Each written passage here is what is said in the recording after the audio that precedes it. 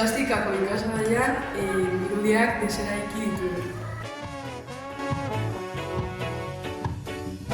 Txikitako marrazki bizidunen pertsonaiak erabili ditugu hortarako. Formak geometrikoak erabili ditugu irudiak deseraikitzeko. Forma hauekin ikasle bakoitzak irudi konposaketa berriak garatu ditugu. Pertsonaia berriak alegia. Ondoren, bikotika eta prozesu artistiko batean murgildu. Pertsonaia bateratu bat sortu dugu.